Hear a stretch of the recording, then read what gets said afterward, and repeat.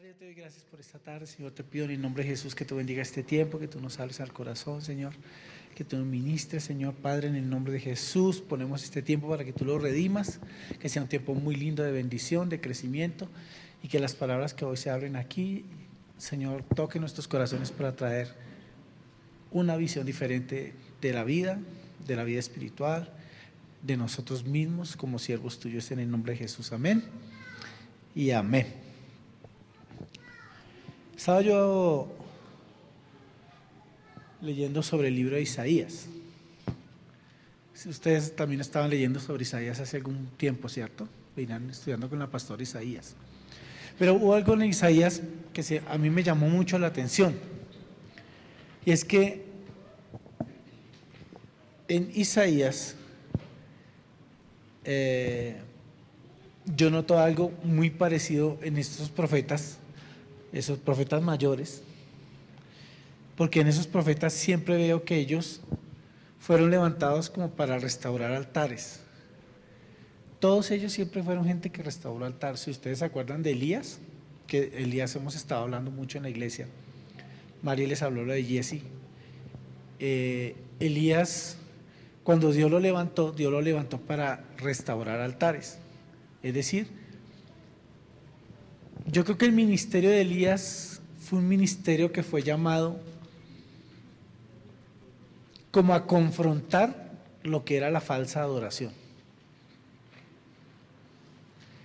Porque en esa época la gente tenía sus altares de adoración y tenía una visión de la adoración algo totalmente diferente a lo que realmente debería ser. Y yo veo a Elías que Dios lo levanta, y lo levanta para confrontar el espíritu que es el espíritu de Jezabel, que es el espíritu que operaba sobre los que eran líderes espirituales en ese tiempo. Y lo veo que él se levanta para confrontar la falsa adoración. Yo les estaba predicando a ustedes hace 8 días, 15 días sobre Juan el Bautista en la escuela bíblica. Y en la escuela bíblica también les enseñaba sobre Juan el Bautista. Y Juan el Bautista, una de las características que tenía era que él siempre enfatizaba en que la gloria tenía que ser para el Señor. Nunca la gloria tenía que ser para sí mismo. Cuando ustedes ven a Elías y ven a Elías que levanta el altar, Elías siempre dice: yo lo que hago, lo hago porque el Señor me dijo que lo hiciera. Cuando ustedes ven que él confronta a los profetas de Baal, él dice que se para frente a la gente y les dice: lo que yo voy a hacer, lo voy a hacer porque él me dio la orden de que lo hiciera, y la gloria tiene que ser para él.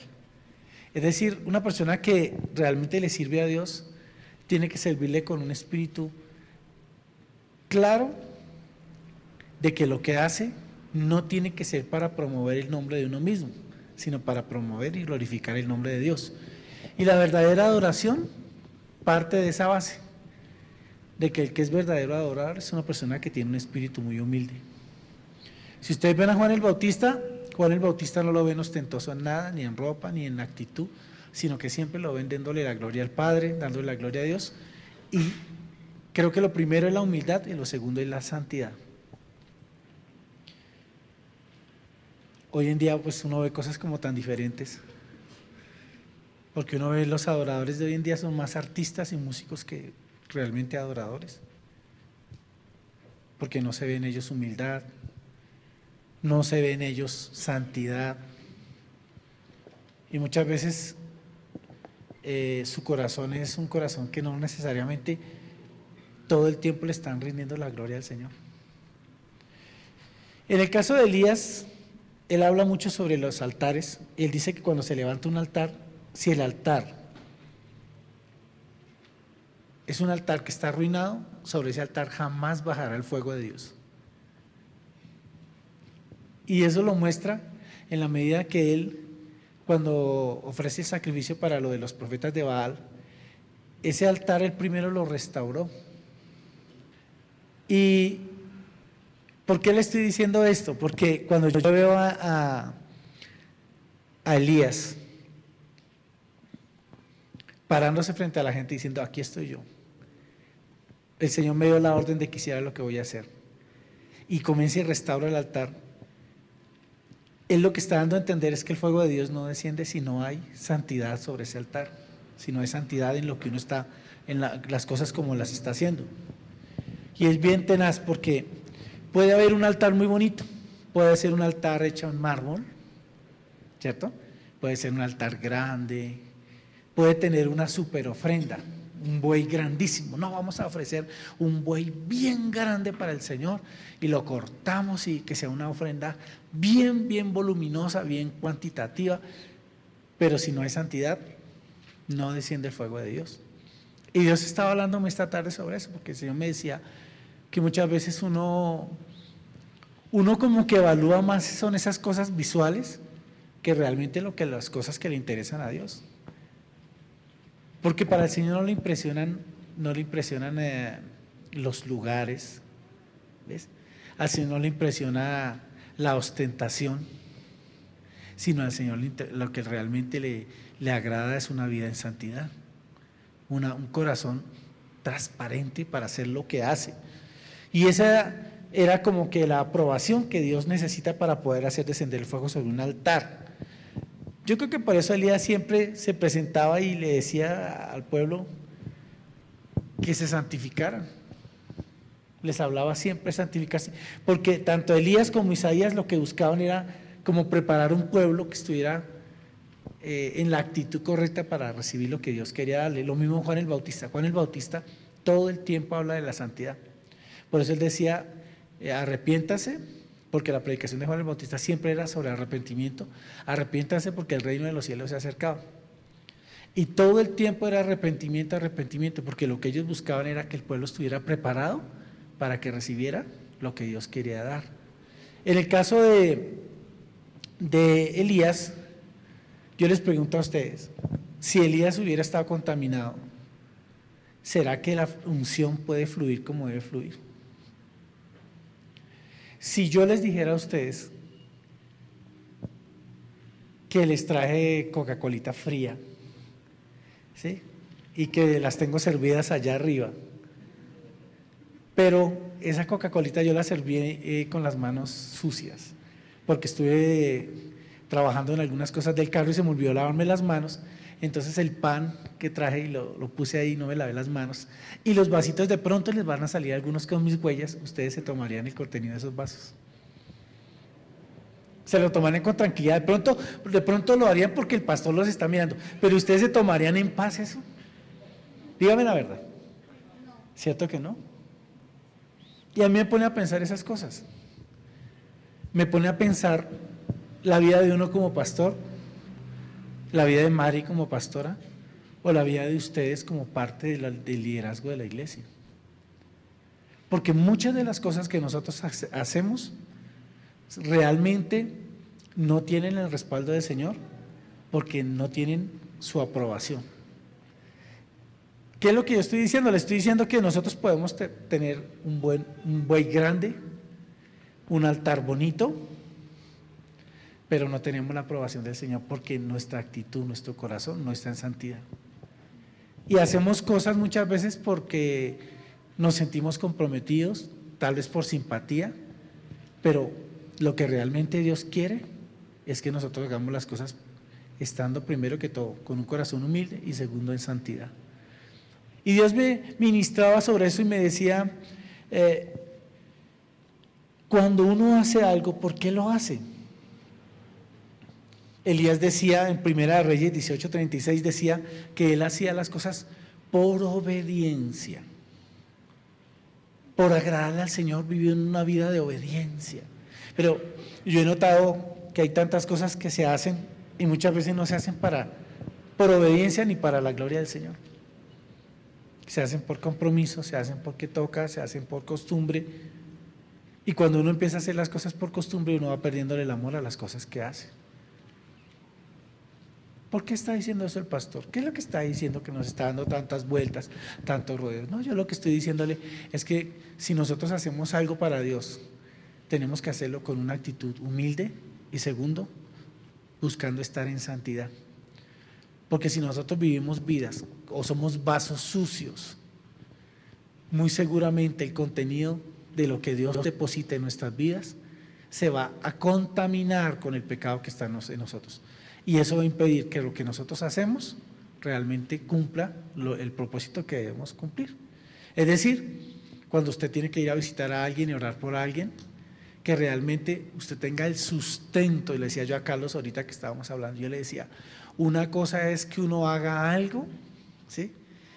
Y uno se autopromueva. Le contaba a Carlitos que cuando yo iba a las reuniones de pastores, en las asociaciones de pastores, siempre pasaban con tarjetas, ¿no? Entonces le daban a uno una tarjeta. Tengo un seminario de parejas increíble. Y entonces uno recibía la tarjeta y decía, ay, me está diciendo que lo invite. Y yo, bueno, gracias.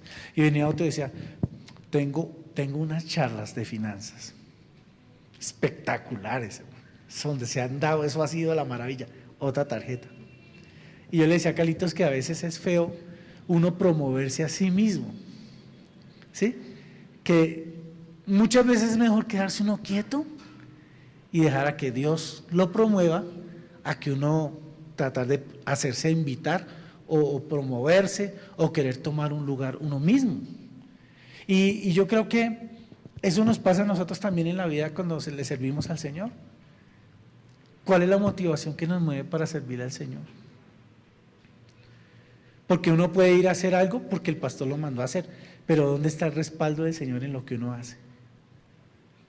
Que oró por esa persona y que esa persona se sanó, o que habló con una persona, oró por esa persona y esa persona no abandonó su hogar, o que fue y habló con esa persona, le hizo la visita que tenía que hacerle y esa persona se quedó en la iglesia porque no quería volver, porque Dios lo usó. Entonces, ¿dónde está la clave de nosotros como hijos del Señor y como siervos? ¿En las cosas que hacemos o en que nosotros estemos realmente sustentados en lo que hacemos de parte de Dios? Porque si nosotros no vivimos una vida de santidad y de humildad, Él no aprueba lo que hacemos. Entonces el fuego del cielo no desciende sobre nuestros altares, sobre nuestras vidas, para tener un respaldo en lo que hacemos. Yo muchas veces he compartido esto y es que la gran preocupación que yo tengo siempre en la iglesia no es que la iglesia, digamos, esté llena, sino que los que estén en la iglesia sean salvos. Siempre ha sido mi preocupación. ¿Por qué? Porque una cosa es que estén ahí presentes frente a un altar y otra cosa es que lo que estén haciendo sea agradable para Dios, que sus vidas sean un sacrificio y un olor grato para Dios. Y eso es lo que Dios me hablaba sobre esta noche. ¿Por qué? Porque si nosotros como que no menguamos para que Dios se levante en nuestras vidas, es muy difícil ver el respaldo del Señor en lo que hacemos. Entonces podemos estar haciendo muchas cosas, corriendo mucho y toteándonos porque no nos salen las cosas bien, porque no tenemos el respaldo, el sustento de Dios, el respaldo de lo que hace en nuestras vidas. Ahora, estaba yo en esa parte como pensando sobre esas cosas y yo decía, Señor, es que tienes que ser tú el que nos levante. Y le contaba a Carlitos, porque fue un ratico ahí rico con Carlitos, cortico pero sustancioso, le decía que yo una vez estaba pensando, yo decía, ay Señor, a mí cómo me gustaría como que la iglesia creciera y tener las finanzas para hacer muchas cosas. Y un día estaba tan aburrido en la casa porque estábamos luchando por finanzas, que yo empecé a imaginarme, a soñar. Y dije, Señor, yo quisiera que tú me permitieras comprarme un baloto. Pero yo no le voy a decir nada en la iglesia a nadie. Y que yo me lo pueda ganar. Yo voy, lo compro, no le digo a nadie. Y tú me lo haces ganar. Y entonces voy a comprarle a todos, les voy a comprar camionetas, a los que han sido fieles. Les voy a comprar sus apartamentos. Voy a comprarme un lote grande y no le voy a pedir a nadie en la iglesia un diezmo, una ofrenda para que nadie llore, para que nadie esté amargado, sino que yo solito voy a comprar ese terreno y voy a hacer un templo espectacular, súper moderno, con sonido, con toda la silletería en paño, algo espectacular, que todo el mundo diga, ay, esa iglesia tan bonita, tan próspera. Y que todos digan, y el Señor estaba con el pastor Robert. Entonces el Señor me dice, bueno, y en todo eso que tú has hecho, ¿dónde estoy yo? Entonces yo me quedé pensando, pues en que tú me diste la plata del baloto. Sí, pero ¿quién está quedando bien? Y entonces yo me quedé pensando y yo le dije al Señor, agaché mi cabeza y dije, pues sí, yo reconozco que de pronto el que va a quedar mejor soy yo, porque yo sé que los que están conmigo van a decir, no fue un error haberme quedado al lado del pastor Robert, porque él nos prosperó y nos bendijo, nos compró nuestras camionetas, nuestros apartamentos. Y entonces el Señor me dijo, ¿y dónde estoy yo ahí? Porque entonces serías tú el que prosperaría la obra y no sería yo. Entonces, ¿para quién sería la gloria? Y yo dije, para mí. Y entonces el Señor me dijo, ¿y para quién debe ser la gloria? Y yo le dije, para ti. Y entonces me sentí tan mal por haber sentido lo que yo había sentido, porque en un momento yo empecé pensando como pensaría un pastor papá, de cómo puede bendecir a sus hijos porque los ve, porque de pronto pasan luchas, pasan necesidades. Por otro lado también el que sus hijos nunca piensen que no, que escogieron estar en una casa que no era, o tener un papá que no deberían haber tenido. Pero el Señor habló a mi corazón y me dijo algo claro. Y me dijo, yo soy el que sostiene la casa. Y será a mi manera y en mi tiempo. Y yo quedé muy achantado porque dije, Señor, tienes toda la razón. Perdóname, Señor. Eso fue una tremenda enseñanza para mi vida. Porque ese pensamiento yo lo tuve durante mucho tiempo. Señor, dame una plata para poder ayudar a uno, a otro, a hacer esto, a hacer aquello. Y a mí lo que me estaba diciendo el Señor ese día era que tal vez yo me preocupaba por la imagen que yo tenía delante de ustedes, delante de la iglesia, que digan, ese pastor es un pastor muy próspero. Porque cuando uno oye hablar de un pastor muy próspero, pues como que uno dice, Dios está con él, ¿cierto? O es una iglesia grande, Dios está con él. Pero si es un pastor que de pronto tiene luchas, que no está pudiendo solucionar muchas cosas, que le toca orar para lograrlas de él, le toca orar para que los que están con él puedan lograr también sus metas, pues tal vez no parece tan de Dios esa situación. Pero yo les transmito a ustedes una inquietud esta tarde, o esta noche. ¿Cuántas veces nosotros hacemos cosas pensando en nosotros, en nuestra imagen, y no es realmente en glorificar a Dios? ¿Cuántas veces dejamos de hablarle a la gente por quedar bien y que todo el mundo nos quiera y no decirles lo que tenemos que decirles? Por nosotros no quedar mal o no quedar con alguien enojado, o de pronto porque hablar eso es feo, o porque no es chévere confrontar, o porque de pronto nuestra imagen se ve afectada de alguna otra manera y no pierde como esa simpatía. ¿Cuántas veces nosotros hacemos las cosas para nosotros, por nosotros y no para la gloria de Dios? Partiendo de esa base, el Señor a mí me había venido hablando de Isaías desde hace algunos días. Y en Isaías capítulo 1, en el versículo 2, dice que el Señor se le reveló a Isaías. Y les dijo,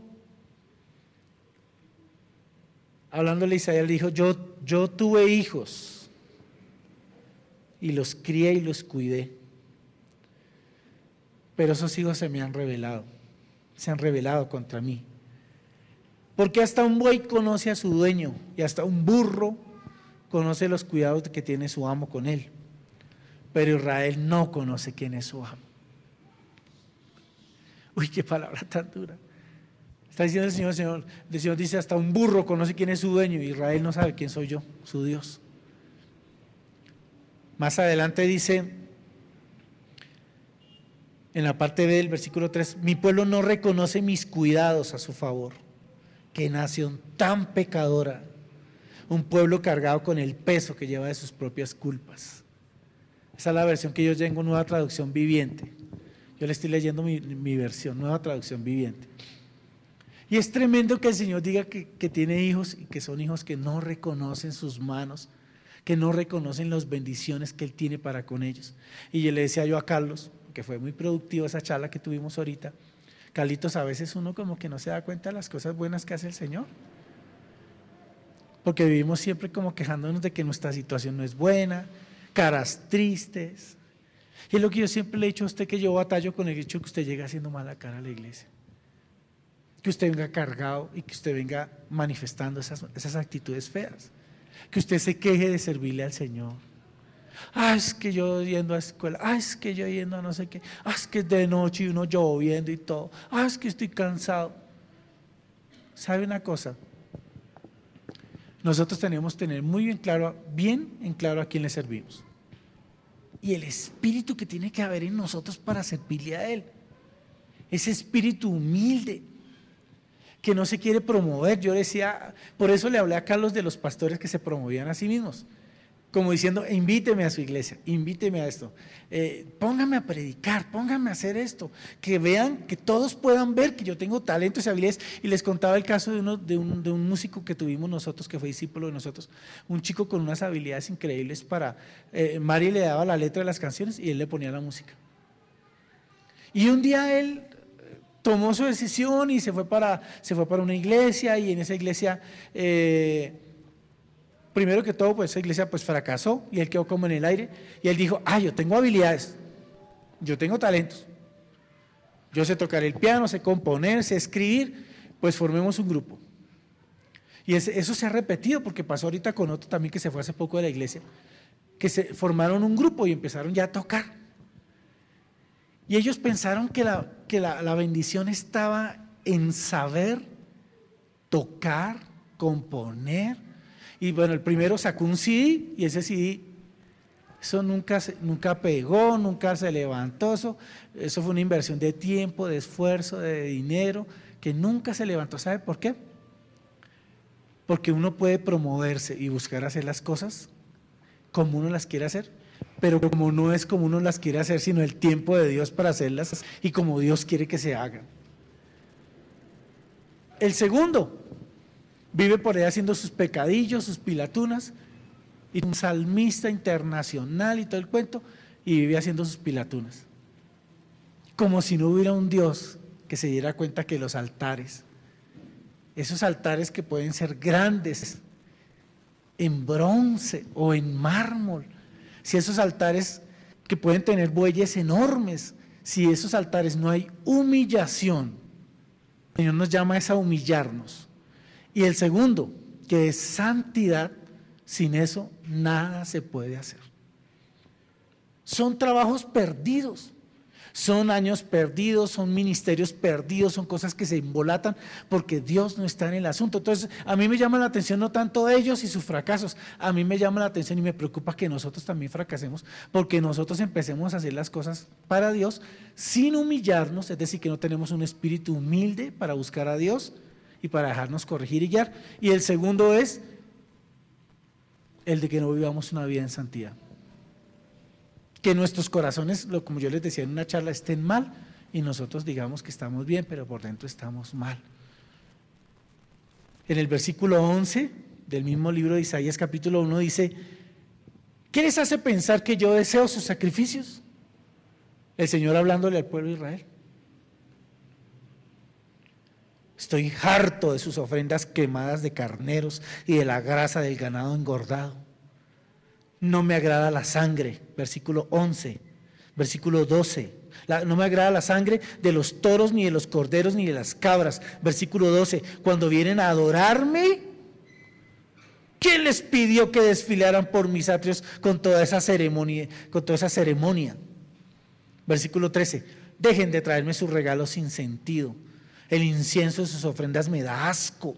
En cuanto a sus celebraciones de luna nueva y del día de descanso y de sus días especiales de ayuno, todos son pecaminosos y son falsos. Ay, Señor. Está hablando de ayunos, está hablando de la alabanza, está ya hablando de lo que nosotros hacemos, cosas que hacemos y las podemos hacer nosotros convencidos de que estamos haciendo las cosas bien, como ese muchacho cuando grabó ese CD. ¿De qué le sirve a uno hacer las cosas si uno no las hace con un buen espíritu? ¿De qué le sirve a uno venir a la iglesia y tratar de hacerse reconocer cuando uno no tiene humildad y santidad? Sin santidad nadie va a ver a Dios. Y hay momentos en los que uno tiene que tener humildad cuando Dios lo quiere uno tratar y tener una actitud correcta de decir: Señor, lo que tú quieras hacer está bien y lo acepto con agrado.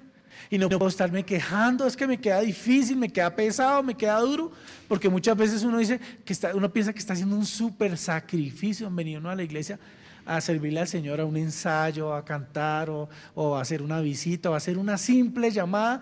Cree uno que está haciendo cosas increíbles.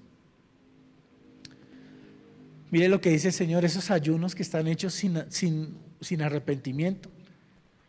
Yo les decía a ustedes hace como más de un mes, ahorita que vienen todos esos periodos de ayuno que están tan bonitos esos ayunos, ojalá los estemos haciendo, pero que esos ayunos vayan acompañados de arrepentimiento, como decía Juan el Bautista: arrepiéntase porque el reino de los cielos se ha acercado. ¿Sabe qué le decía Juan el Bautista a la gente? Le decía: mire, el hacha está puesta a la raíz del árbol, arrepiéntase, arrepiéntase, arrepiéntase. ¿Por qué en la empresa no funcionan bien las cosas? Arrepiéntase.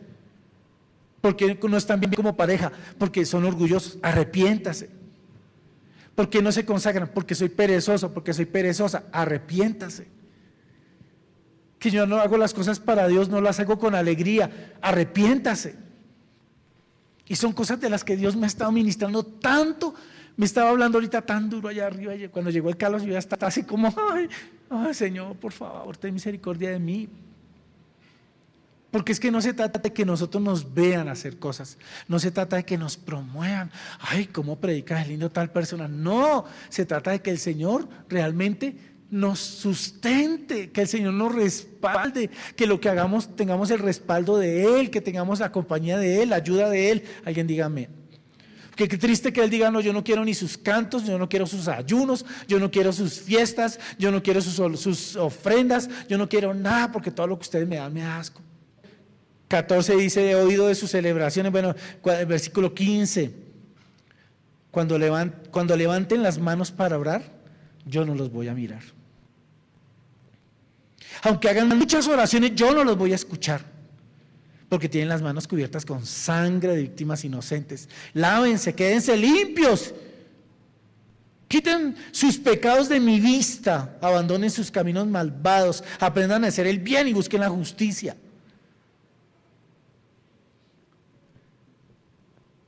En el versículo 21 habla del pecado que tenía el pueblo de Israel. ¿Sabe cuál era el pecado de Israel? La infidelidad. Y empieza a comparar a Israel como una novia, una esposa que le es infiel al esposo. ¿Por qué somos tan infieles con el Señor? Tremendo. Cuando Isaías tiene la revelación en el capítulo 6, Isaías capítulo 6, en el versículo 1, usted ve que Isaías, lo primero que hace el Señor es revelarle el trono. Y vi un gran trono, dice Isaías. ¿Sabe qué es lo que le muestra el Señor a Isaías? No es la grandiosidad o la majestuosidad de la presencia del Señor, sino la santidad que habita en ese lugar. Y era como si el Señor le estuviera hablando todo el tiempo a Isaías de que lo que está arriba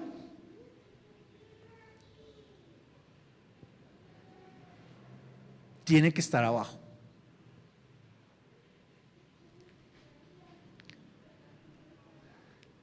Lo que está arriba tiene que estar abajo. Y empieza Isaías a describir: y vi sentado en un majestuoso trono al Señor. La palabra serafín significa ardientes, porque la apariencia de ellos es como una llama ardiendo. Ardientes, porque ellos velan por la santidad y el celo por la gloria de Dios. Eso es lo que hacen ellos. Y ellos todo el tiempo están cantando una canción que dice: Santo, Santo, Santo. Están recordando que para uno entrar en la presencia del Señor tiene que haber santidad. Cuando nosotros venimos aquí a ministrar a la iglesia, tenemos que hacer las cosas en santidad. Cuando nosotros venimos o vamos a hacer una visita a alguien que llegó a la iglesia, tenemos que ir y vivir una vida en santidad. Cuando nosotros queremos que Dios nos respalde en una oración, en un evento, en un negocio, tenemos que vivir una vida en santidad. El problema es que nosotros no queremos vivir en santidad, pero queremos ver el respaldo de Dios. Dios, respáldame, pero cuando el Señor dice: bueno, y la humildad y la santidad, no, eso ahí sí no. Porque lo que hay arriba tiene que ser un respaldo de lo que hay abajo. Si en tu casa es un altar, en tu altar debe haber santidad. Las cosas no se hacen a tu manera, se hacen a la manera de Dios. Y por eso estamos batallando. Porque dice que Isaías, cuando ve todos los serafines, los ardientes cantando: Santo, Santo, Santo, dice el versículo 5, entonces dije: todo se acabó para mí, estoy condenado. ¿Sabe qué vio Isaías? Su corazón, su vileza. Una revelación tuvo Isaías. Isaías pudo darse cuenta que el problema no era la gente, que el problema estaba primero en su corazón. En su corazón. Le decía yo a alguien de la iglesia: el problema mío es plata, pastor. Yo le decía: el problema tuyo no es plata. Y deja ese argumento, que ya me tienes aburrido con ese argumento. Todo el tiempo piensas que el problema es plata, cuando tú en tu casa tienes problemas más delicados que la plata. Porque Isaías se dio cuenta que tenía un corazón malo, hermano. Y dice la Biblia que en ese momento era el hombre más recto que había sobre la tierra. ¿Qué tiene que llevarlo a uno a la presencia de Dios? Cuando alguien realmente tiene la presencia de Dios, lo primero que reconoce con humildad es que es un pecador. Es lo primero. Yo me doy cuenta también con Mari, cuando alguien es maduro espiritualmente, no viene a uno aquí a restregarle sus victorias, ni a contarle sus grandes hazañas, ni a contarle sus grandes logros. Una persona, cuando es humilde y cuando es una persona madura espiritualmente, lo primero que hace es: pastor, Dios me reveló esto. A esa persona no le importa que el pastor piense algo mal de él. Porque si es maduro, sabe que el pastor también tiene sus luchas con Dios. Entonces a esa persona no le preocupa su apariencia, qué tanto pueda quedar mal, qué tanto pueda perder la credibilidad y su imagen con las otras personas. Esa persona lo que está preocupada es lo que Dios piensa de él. Esa persona está preocupada es porque se da cuenta que dentro de él está condenado. Mire que dice: ay de mí, estoy fregado, estoy condenado. Y estar delante de la presencia del Señor lo lleva a uno a tener actitud de arrepentimiento. No a venir y seguir pecando. No a venir y seguir haciendo lo mismo que uno hace, sin cambiar la forma de hablar, sin cambiar su vida de oración. Es una persona que viene, es un religioso. Una persona religiosa es una persona que mata a lo espiritual. Y Dios lo que está buscando es gente aprobada por Él. Entonces dice Isaías que él se dio cuenta. Versículo 6 dice que entonces vino uno de los ardientes, tomó con unas pinzas un carbón, fue y se lo llevó hasta donde él estaba y lo puso sobre su boca.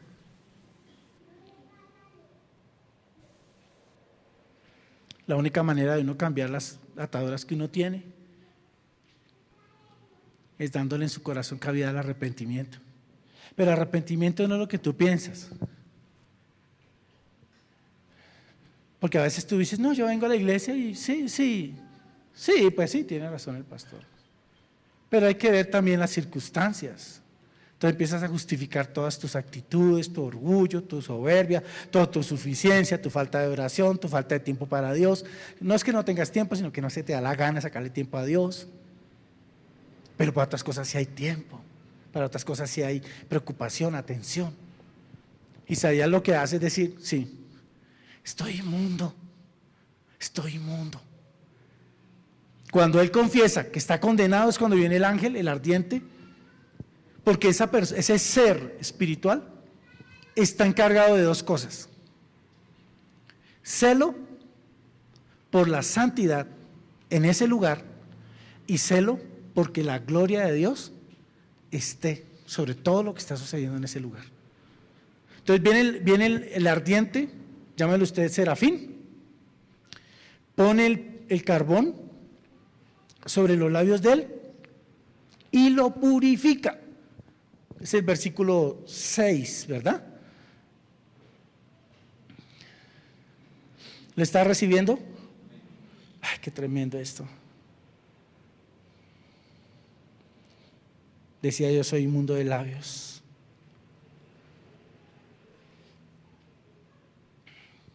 Cada reunión nosotros tenemos que buscar que esté la presencia de Dios. Cada reunión. En nuestros devocionales familiares tenemos que buscar que esté la presencia de Dios. En las casas tiene que estar la presencia de Dios. Como sea, tienes que buscar que esté la presencia de Dios. Tú la llevas, tú eres un portador, tú eres el que lleva el carbón. Tú llevas el carbón.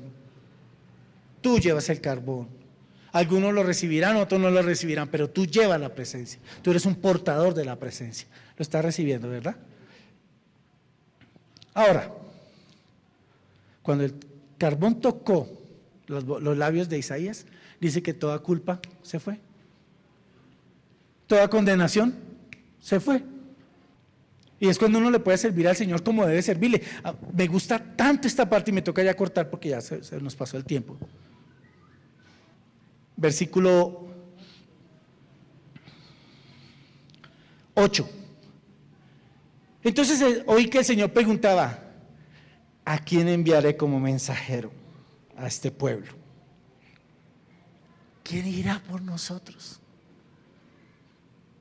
Tan lindo el Señor, ¿cierto? Están los dos. Y Él pregunta: ¿a quién pudiéramos mandar? ¿Sabe cuándo uno puede servirle al Señor realmente? Cuando uno ha pasado por ese proceso de santificarse. De santificarse. Y lo que yo le decía a Mari: ayunamos. Sí, ayunamos. Pero ¿cómo ayunamos? Ayunamos con soberbia. Estamos pendientes de si el ayuno incluye habichuelas o guisantes. ¿Puedo comer garbanzo? Y se enredan en todas esas tonterías, cuando realmente lo que Dios quiere hablarles es que dejen ese orgullo, que dejen de ser soberbios, que son autosuficientes, que son duros de corazón, que no se dejan moldear y que quieren hacer las cosas a su manera, porque algunos quieren adorar a Dios a su manera. Pastor, yo quiero adorar a Dios a mi manera. Y tarde o temprano uno ve el fruto de todas esas cosas. Yo quiero servirle a Dios a mi manera. ¿Cómo es a tu manera? A mi manera es que nadie me diga nunca nada. A mi manera es que yo nunca ayuno porque a mí no me gusta ayunar. A mi manera es que yo no leo la Biblia porque no tengo tiempo. A mi manera es que yo sigo siendo el mismo en la casa, gritando, humillando. A mi manera es que yo nunca me dejo de nadie. Que yo hago las cosas como yo creo, como yo pienso. Y algunos se atreven a decir: Dios me dijo.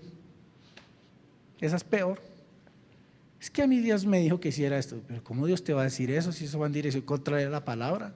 Sí, pero a mí Dios me dijo. Bueno, ¿qué hace el pastor ahí? Nada. Cuando el carbón ha tocado los labios de Isaías, entonces el Señor dice: ¿a quién enviaremos? Versículo 8. Le damos el 8 que dice en la versión mía. Entonces, después oí que el Señor preguntaba: ¿a quién enviaremos como mensajeros a este pueblo? ¿Quién irá por nosotros? Y entonces dice: acá estoy yo.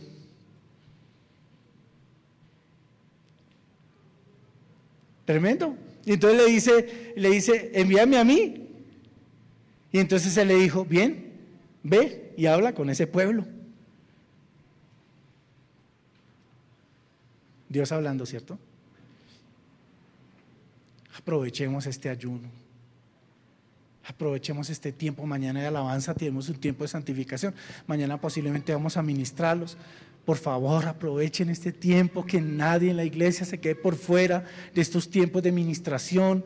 Mire, nosotros necesitamos, antes que cualquier cosa, antes de tener apariencias, antes de caerle bien a todo el mundo, usted mire, si usted es un hombre o una mujer de Dios, usted no le va a caer bien a todo el mundo. Parta de esa base. Usted no le va a caer bien a todo el mundo. Siempre va a haber alguien que a usted no le va a gustar. El que tenga el espíritu del mundo, ese no lo va a recibir a usted porque va a chocar con usted. Entonces, no se preocupe por agradar o no agradar. Usted preocúpese porque Dios esté con usted. Que Dios lo respalde. Pero que si usted tiene esto que Dios le estaba hablando hoy, usted está construyendo un altar, usted no esté construyendo un altar a Baal y usted esté convencido que ese es un altar del Señor. Porque tal vez el altar que usted está levantando es para usted mismo. Porque es un altar a la buena imagen. Es un altar al conocimiento, que yo sé esto, es un altar a su título, a su diploma, es un altar a su economía, mire yo tengo esto, yo tengo otro, los otros no tienen eso, tal vez es un altar a su ego, porque usted está convencido, no, yo tengo siempre la razón. Y usted está batallando con el Señor y de pasadita conmigo, porque pues como yo vengo y predico del Señor también, usted le incomoda lo que yo predico, porque está luchando en su ego, está luchando, mire, no hay nada peor que el ego. Ese yo es el que la Biblia dice que hay que crucificar. Pero algunos lo tienen entronado sobre el altar, y es un altar al que se le rinde adoración. Amén. Entonces, yo no sé. En el versículo 13, del 10 al 13, termino con esto diciéndoles que el Señor dice que Él habla, que Él tiene misericordia, pero que Él también empieza a enviar juicio. Y Él dice ahí, yo voy a tratar con cada uno, del 10 al 13. Pero dice que en medio de ese trato que Dios tiene con la gente, escuche lo que le voy a decir. Hay un remanente. Yo quiero ser de ese remanente. Es un poco de gente que en la iglesia no es tibia. Es un poco de gente en la iglesia que es gente consagrada, que es gente que realmente quiere buscar a Dios como Él quiere que le busquen, que se acercan a Dios como Él quiere que se acerquen, que le amen, le adoren en espíritu y en verdad. No gente religiosa, no gente que cambió de religión, que cambió de una religión y pasó a esta religión, pero sigue siendo religioso. No, está hablando de gente espiritual, gente que se examina profundamente en su corazón. Eso es lo que Dios quiere. Y nos está hablando hoy a cuidado pastoral. Y nos está diciendo, santifiquémonos para que esto nos salga todo bien, que no se nos pierda la gente, que cuando les hablemos, lo que yo les decía, Mari decía al principio, es una revelación, pues lógico, porque hay gente que ve los querubín, ay mira un serafín, ay mira un querubín, pero siguen en su pecado. Ay, cómo se siente bonito venir a una iglesia. Siente uno la presencia de Dios, pero una cosa es sentir la presencia de Dios y otra cosa es tenerla. Para algunos la presencia de Dios la sienten cuando vienen a la iglesia, pero cuando pasan por esa puerta siguen igual de endemoniados. Porque cargan con sus cadenas, siguen llevando sus cadenas de mal genio, de amargura, siguen cargando sus cadenas de pleito, de contienda, siguen cargando sus cadenas de ruina, de enfermedad, de escasez, porque siguen llevando sus propios altares. Y no son los altares al Señor. ¿Sabe quién es el que realmente es libre? El que conoce la verdad. Y el que conoce la verdad es el que conoce a Cristo. Y el que conoce a Cristo conoce el poder de su sangre. Y el que conoce el poder de la sangre se arrepiente para que la sangre sirva. Pero si uno no se arrepiente, de nada sirve venir a la iglesia. Pues viene uno, se siente chévere porque uno siente la presencia de Dios. Ay, tan rico la presencia de Dios.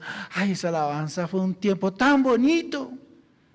Pero en la casa siguen igual, gritando, mandando, imponiéndose, haciendo cosas incorrectas. Porque apenas pasan por la puerta, la presencia de Dios se les fue. Y nosotros no somos un hotel, donde el Señor viene, se queda un ratico y se va.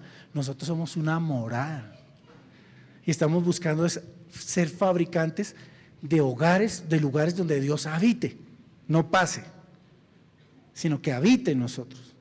Y otra cosa es que otros no sean cristianos los que están en su casa, pero en su corazón, en su vida, está la presencia del Señor. Y ya los otros verán, pero usted habita de acuerdo a lo que se le manifiesta en su corazón. Padre, yo te doy gracias por el día de hoy, gracias por esta palabra. Señor, yo te pido en el nombre de Jesús que tú levantes este ministerio, este equipo de cuidado pastoral, Señor, guárdalo, Señor, bendícelos, cúbrenos con tu sangre preciosa, extiende, Señor, tu poderoso manto sobre nuestras vidas, Dios mío, en el nombre de Jesús, revélanos las cosas en las que estamos mal en nuestro corazón, y si ya sabemos qué es lo que está mal, Señor, danos la fuerza, la motivación, la decisión, la perseverancia, Señor, danos ese carácter para decirle no a lo que estamos haciendo que está mal. Danos la humildad para reconocer errores. Danos la humildad para servirte de corazón, para poder, Señor, ir a tu presencia y santificarnos y tomar esos carbones al fuego y ponerlos en nuestra boca y en nuestro corazón. Señor, en el nombre de Jesús, por favor, Señor, queremos estar aprobados delante de ti, Señor. Queremos que tu mano sustente la iglesia, que tu mano sustente nuestros hogares, que tu mano sustente nuestros hijos, Dios mío, que tu mano sustente sus vidas espirituales, Dios mío, que tú sustente nuestras finanzas, que tú nos guardes en protección de enfermedad, que tú nos guardes en todo lo que el diablo quiera levantar contra nuestras vidas, contra nuestras casas, contra nuestros empleos, contra nuestras empresas, contra nuestros matrimonios, Dios mío, en el nombre de Jesús, por favor, Señor, esta noche te lo clamamos, tu mano poderosa, Señor, que tu presencia produzca efectos claros en nuestro pensamiento, cambie nuestra manera de pensar, cambie nuestra actitud y nuestro corazón. Gracias, Señor, por esta noche.